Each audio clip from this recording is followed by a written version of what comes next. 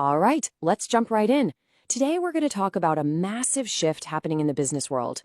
We're looking at two really powerful strategies that are pretty much defining how companies are going to win in 2025. You could call it buying brains and borrowing brilliance. And really, it all comes down to this one question, right? In a world that moves so incredibly fast, how does a company actually get ahead of the pack? The old ways of doing things, they're just too slow, maybe even too risky.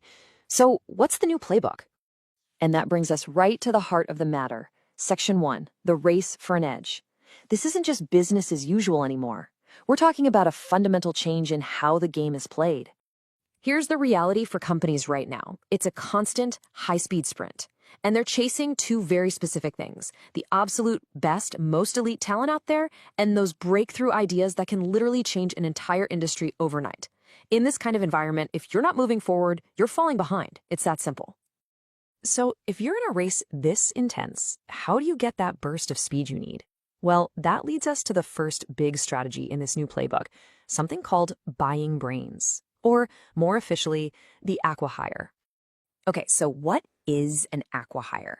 Let's be really clear here. This is not your typical corporate buyout. The company doing the buying, they often don't care about the product or the customers or even the brand. They are buying the team. The whole point of the deal is to bring a very specific group of talented people on board. In this right here just shows you how much corporate values have shifted.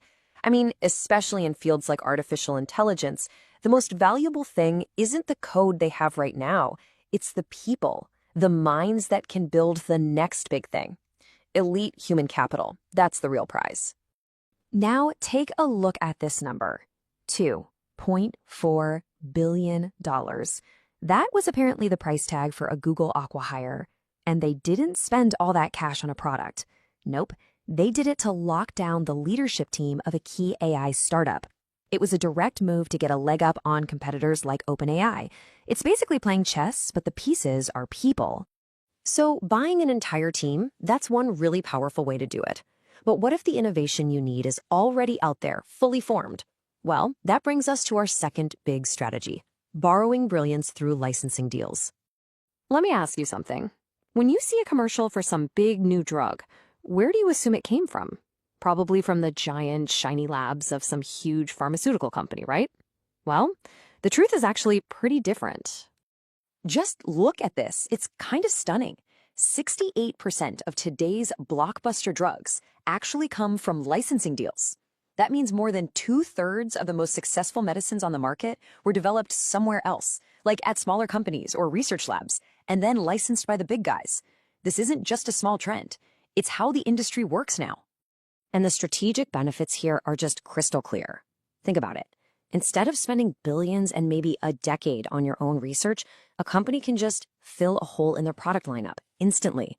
They can extend the life of their patents, and, this is a big one, they get to share the huge financial risk. It's just a faster, smarter, and way more agile way to do business. And this is where things get really interesting. Companies are now using AI to crunch massive amounts of data to actually predict how successful a licensing deal might be. This data-first approach is taking a lot of the guesswork out of the equation and seriously upping the chances of a big win. Okay, so let's put it all together in our final section and really understand what the new business playbook looks like. We've talked about buying talent and borrowing ideas. Now let's see why this is becoming the new normal. And make no mistake, these are not just passing fads. The forces behind these trends are actually getting stronger. The global fight for highly specialized talent is getting fiercer by the day, and the old model of slow, expensive in-house development is often just too risky for markets that change so quickly. This is the new reality. So let's just do a quick side-by-side to really let this sink in. Aqua hires, they're all about getting the people who will create the next big thing. That's a strategy perfected in the tech world.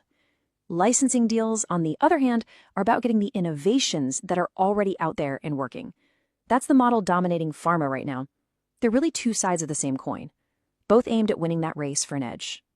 And all of this leaves us with one last kind of provocative thought to chew on. In a world where the best minds and the best ideas can just be bought or borrowed from the outside, what's the core job of a company anymore? If you can acquire talent and license innovation, what's actually left to build from the ground up? Something to think about.